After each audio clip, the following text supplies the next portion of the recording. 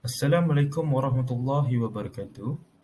Today we are Group 2 going to present about the limitations of a GDP and alternative measure of well-being. This will include HDI, GDP, GPI, and this matter in Islamic perspective that will be discussed later. Firstly, we're going to discuss about the limitations of a GDP. To understand what is the limitation of a GDP, we must recall back what is the definition of a GDP. Generally, GDP measures the value of final goods and services produced within the borders of a country during a specific period of time.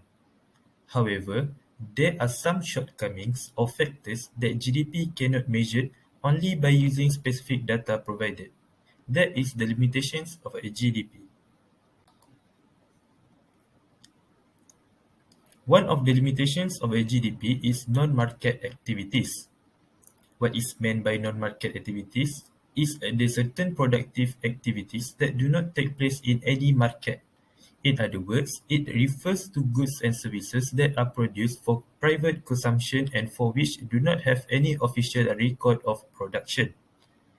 Those activities is actually do not include any financial transaction and being done without the intention of earning money or profit. For example, the output of the non-market is neither for sale due to not for earning the profit, such as labor of carpenters who repair their own homes and crops grown by a farmer for his own family. Such activities will not be included by the accountants due to they only get the data involving market activities only. Therefore, GDP failed to measure the data for non-market activities. Next is a leisure time. The definition of a leisure is having something that you have passion on doing with, especially work, that is good for our mental health. GDP cannot measure leisure because of it is not categorized as goods and services that is sold in market. Higher frequency of vacations, holiday and leave time at work will shorten work year itself, but at the same time, it is good for well-being. However, national income accounting understands well-being by ignoring leisure's value. For example, Americans clearly has higher GDP compared to Europeans, but that doesn't mean that American has higher leisure time than Europeans. That's why GDP cannot measure leisure time. Next limitations is improved product quality. Because of a GDP is quantitative measure of output, it cannot measure the qualitative improvement of the output produced. For example, 900 ringgit Malaysia cell phone purchased today is very different quality than a cell phone that cost 900 ringgit phone purchased 10 years ago. The improvement of cell phone in camera, chipset, RAM and ROM is important features for today's cell phone, but cell phone produced 10 years ago does not have that any kind of features. Therefore, GDP cannot see the quality improvement. Instead, it only measures as quantitative data. Now let's move on to the underground economy. What is underground economy actually? Underground economy refers to the economic transaction that is deemed illegal. It is not reported to the government and makes it beyond the reach of the tax collector. It is illegal because we consider the goods and services treated are considered unlawful in nature, and we can say the transaction failed to comply the governmental report requirements. So, what is the examples of this underground economy? It includes criminal activities, illegal gambling, prostitution, smuggling, and loan sharking. Also, it includes the tax evasion. The actual value of the nation's GDP is understated by the underground economy. Next, let's move on to the environment. Growth of economy. Our growth of economy sometimes bring negative effect to the environment. Let's say, for example, countries like India and China, and also Indonesia, we could say, because their growth in GDPs is accompanied by pollution such as dirty water, polluted polluted water too, oil spills, toxic waste, and destruction of wildlife habitat.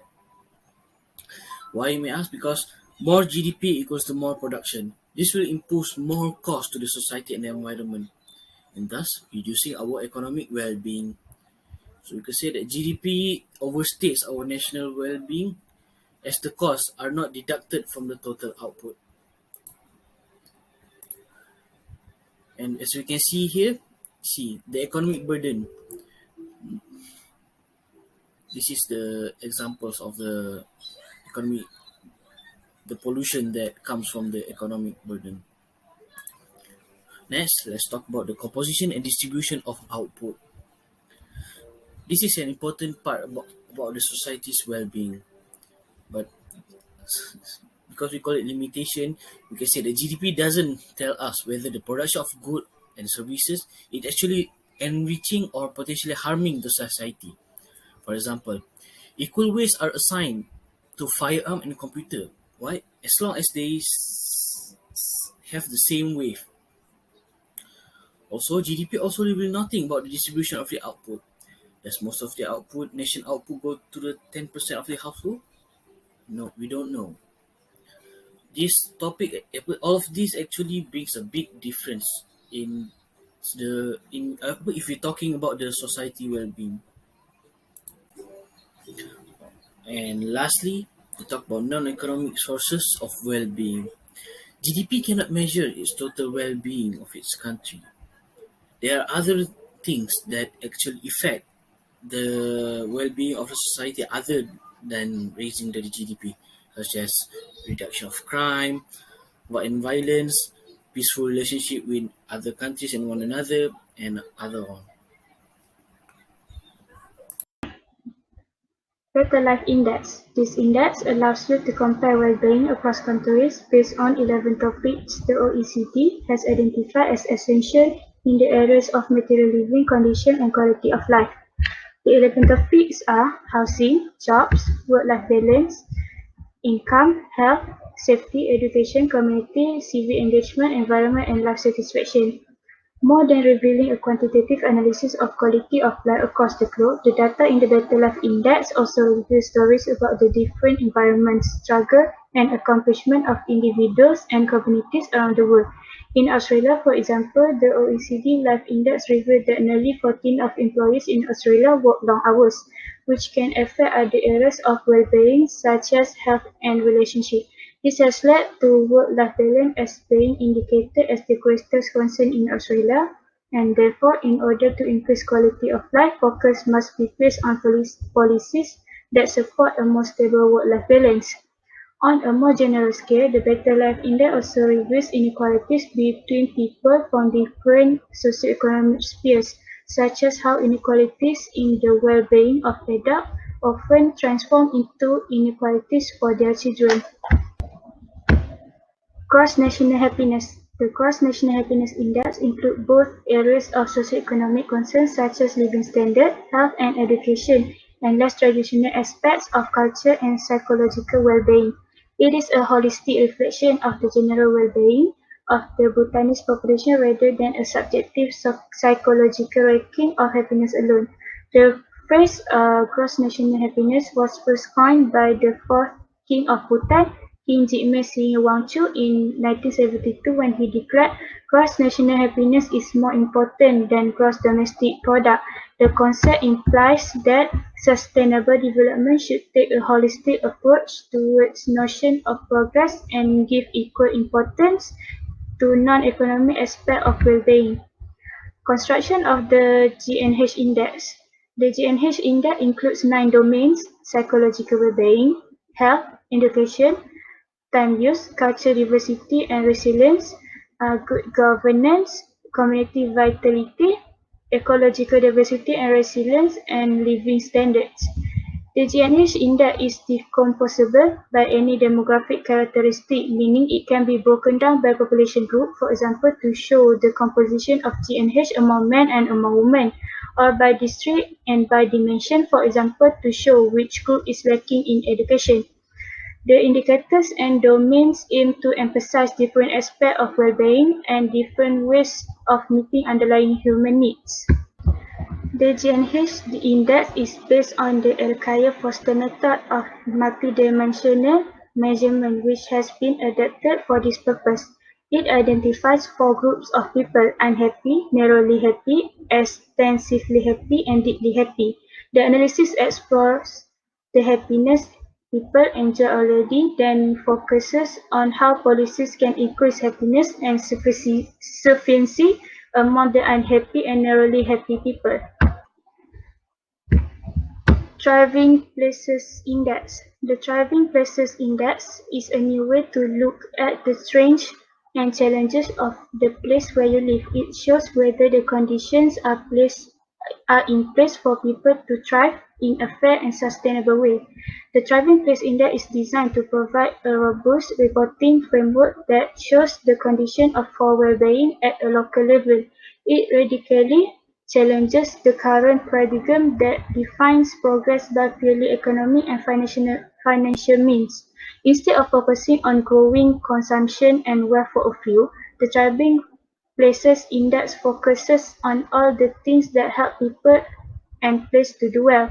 The Thriving Places Index is divided into three headline elements: local conditions, sustainability, and equality. Local condition comprises the driver of well-being, the things that we know have an influence on an individual's subjective well-being. This includes, for example, good physical and mental health, a good job, access to green space, affordable and good quality housing, and educational opportunities. Green Domestic Product. The Green Gross Domestic Product (GDP) is an index of economic growth with the environmental consequences of that growth factored into a country's conventional GDP.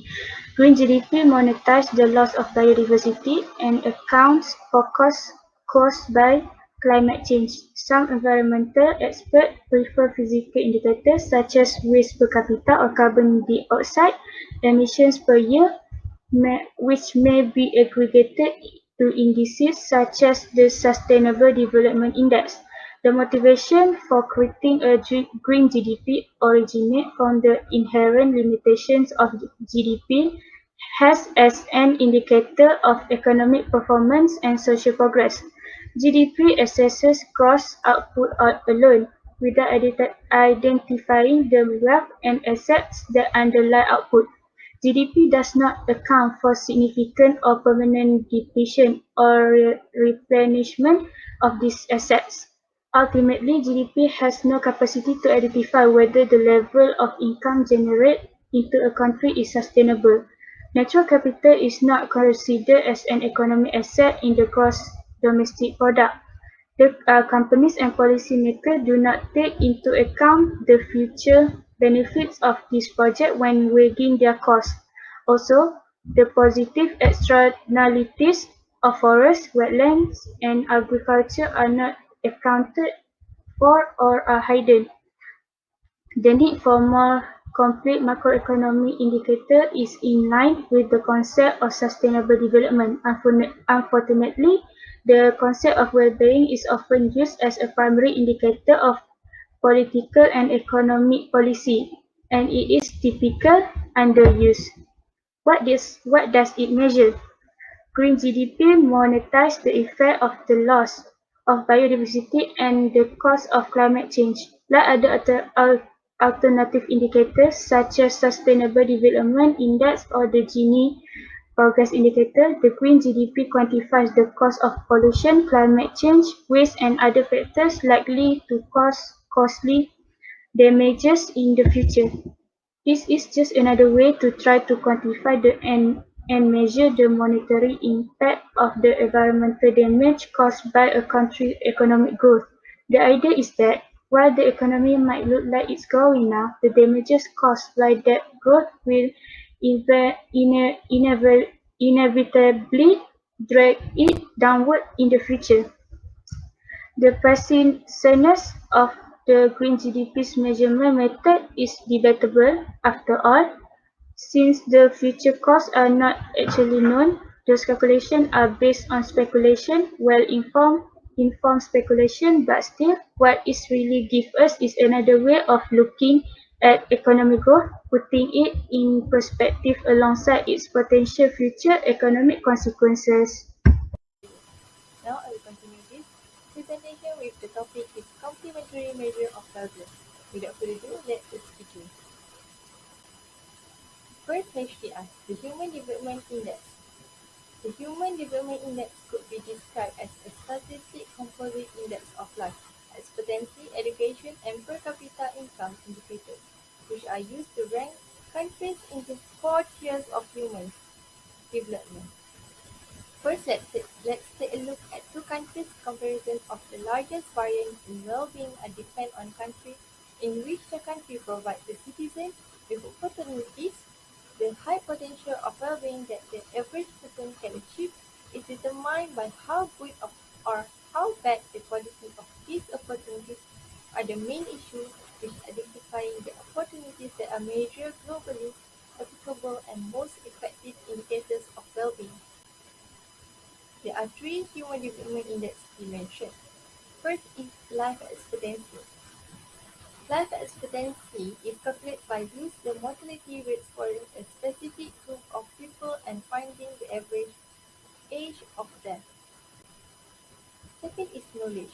The knowledge is measured by expected years of schooling for children and man-year of schooling for adults. Third is the opportunity for a decent standard of living measured by a gross national income per capita. Gross national income, or GNI, is the total amount of money made inside the country plus any money generated by citizens living abroad and any foreign investment. At last, each of the dimensions will compute into a final number of index that represent a specific dimension as a whole. These indices are the life expectancy index, the education index, and the GNI index.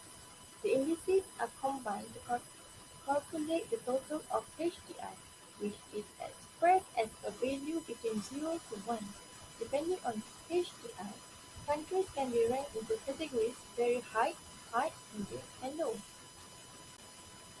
The second of complementary measure of well-being is the Environmental Performance Index.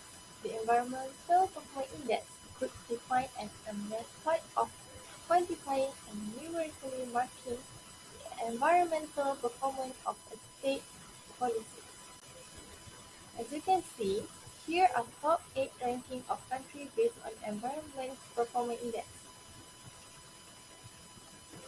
Here are some steps that needs to be practiced to achieve sustainability.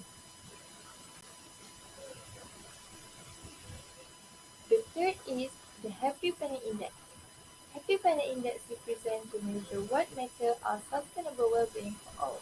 It tells us how well nations are doing at achieving long, happy, sustainable life. These are the way of how to compute HPI. The table indicates top 10 and also the 10 lower ranking of countries based on Happy Planet Index.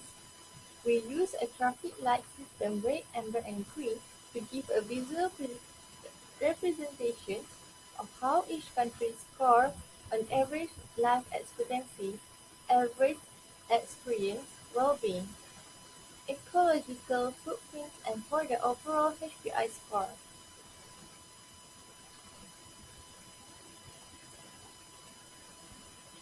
Long, happy life come at the expense of our environment. Wealthy Western nations with high incomes and tend to score highly on life expectancy and well-being, but do not score highly on the Happy Planet Index because of the environmental cost of their economies fund. Gini Progress Indicator. What is the meaning of GPI? GPI could be illustrated as a metric measure the real increase in economic welfare. GPI were divided into three groups of categories, which are social indicators, economic indicators, and also environmental indicators. GDP, formula of GDP. GDP will equal to income by private consumption plus value of non-market service generating welfare minus private defense cost of natural deterioration minus the cost of deterioration of nature and natural resources, and also add a short description. The GPI takes wider of economic indicators into consideration, for example, impact of environments, value of leisure time, distribution of income, and also value of voluntary work and unpaid work. Advantage and disadvantage of using GPI. The first advantage is doesn't take into account negative externalities of growth. Second is focusing on wider measure of economic indicator. It encourages policy measure. GDP only measure output, encourage long-term planning. There are only two disadvantages of using GPI, which are mainly non-economic variables such as value of leisure time, not useful for judging the state of the business cycles. That's all for me. Thank you. I would like to continue this presentation about the alternative measure of well-being in terms of Islamic perspective. In addition to other alternative measures of GDP, such as Green GDP, Social Progress Index, and Happy Planet Index, there are also indicators based from Islamic or Maqasid perspective, such as Islamic Human Development Index and also Maqasid-based index. Let's begin with the definition of well-being. Well-being is a general illustration of the condition of households, society, and people of a nation. There are also various ways of defining well-being. The existing Human Development Index, published by United Nations Development Programme, or known as UNDP, might be the most comprehensive index indicator, but it is not fully compatible and sufficient to measure human development in Islamic perspective. It is argued that Muslim countries have some special features or cultures and values that are not completely accommodated by HDI index. Several indicators are used to construct the Islamic Human Development Index that derive from the five basic needs within the framework of Maqasid Sharia. Maqasid Sharia basically concerned with the protection of human well-being. Moving on to the next slide, we will look deeper in the Maqasid Sharia Index. Basically, it is the protection of religion, protection of life, protection of intellect, protection of lineage, and protection of property. These five dimensions of well-being are together known as the Maqasid of Islamic ethics and law. The understanding of the Maqasid has enabled Islam as a faith to remain relevant and enhanced in each time and new era. The primary sources of the Sharia is derived and universally accepted by all Muslims, that are Al-Quran and As-Sunnah. Next, the Maqasid Sharia give an essential dimension of well-being through a deen. It brings meaning and purpose to life. Besides, it leads to moral enhancement and social solidarity in addressing adversity and vulnerability. It is also linked to well-being and protection by enabling adherents to take long-term view of their self-interest through relief in accountability in the hereafter life. It is mentioned in Surah Al-Kahfi, verse 29, that bring the meaning, the truth has come from your Lord, whoever wish may believe in, and whoever wish may reject it. Surah Al-Kahfi, verse 29. Therefore, Islam recognizes the freedom of worship as an essential need for humans. Next, the protection of life. It includes all the needs of human being that should be fulfilled for the sustenance of human body. Furthermore, it is also necessary for a human to discharge their role as Khalifah on earth. Human beings have the right to live in a secure place, have a good health, and live in a healthier environment. As in one of the hadith narrated by Tirmidhi, the son of Adam has no better right than that he would have a house wherein he may live, and a piece of cloth whereby he may hide his nakedness, and a piece of bread and some water. Moreover, protection of intellect are also included in the Maqasid Sharia. Intellect enables human beings to gain knowledge through the education. The first revelation of Quran to Prophet Muhammad SAW required him to read in the name of the Lord, who taught men through the use of pen what he didn't know. These verses of Quran are from Surah Al-Alaq. The Prophet also has made it obligatory for every Muslim man and woman to seek knowledge. This is because education is the vehicle which each of individuals can explore their own conception in certain issues. In addition, the protection of lineage is also one of the principles in Maqasid Sharia. It focuses on the protection of future generation and family as the basic unit of society. It can also include honor or freedom from shame and right to have privacy. Therefore, it is a responsibility to secure our future generations through environmental management and protection. Last but not least, the protection of wealth is included in Maqasid Sharia. It is the key determinant of well-being. Wealth in Islam is considered belong to Allah Subhanahu wa Ta'ala, and it is a trust that need to be acquired and use the wealth in a lawful ways. Wealth must be invested in order to improve people's well-being. For instance, the payment of zakat must be made for someone if their wealth falls within the specific amount. Greed and hoarding of wealth are prohibited since it will harm the well-being of present and future generations. It is narrated by Ibn Majah that there is nothing wrong in wealth for those who are God conscious. Therefore, the struggle to lift people out of poverty is a duty both for individuals and society, and it is also a key principle in Islam. That's all for our group presentation. May all of you benefited from this presentation. Thank you.